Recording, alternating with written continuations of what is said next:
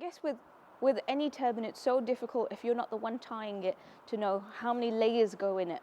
And I think knowing that you have to have a bunga underneath, and first you tie your hair around, and then you tie another bag, and then on top of that you've got another turban that's going on top of it. To understand the different layers is something that I've never seen before.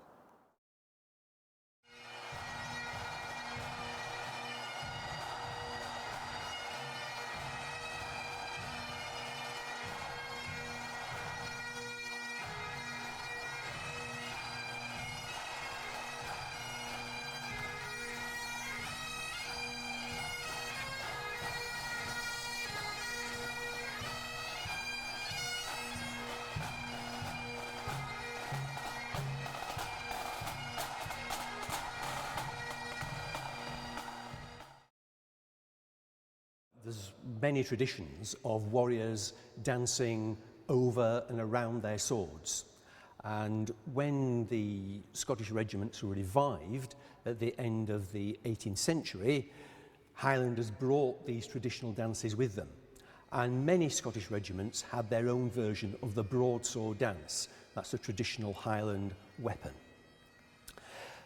The dance was then codified and written down in the late 19th century, and today you'll find regiments use the Argyll broadswords, the modern version of the dance, as part of their displays at tattoos and other events. The most powerful object on display today, I'll have to say, has been the waist or chest belt worn by Asante warriors. I found it really interesting because looking at it, I found it very intricate in design. It was all obviously very purposeful, and it sort of raised the question in my mind as to how was it used, how the fighters and the warriors used them. And it sort of really took me back, because it was life-size. You actually felt, wow, how big was the person who actually wore this, and who was the warrior who wore it? So it was very interesting for me. But today I've seen that there was a whole new side to the relationship before the war. In the times of Napoleon, for example, one of the artifacts which I have actually never seen was the big silver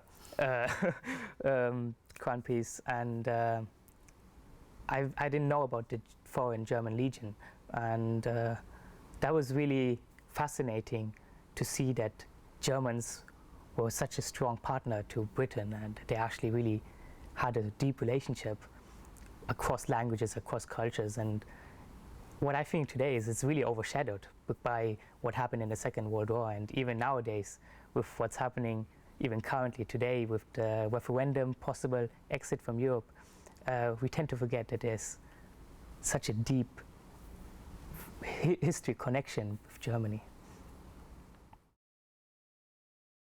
I mean, out of all the objects on the table, I'll say the shield, the Mahdi shield, the one I think it's made out of hippo or something like that. I think that was the one that I liked the most.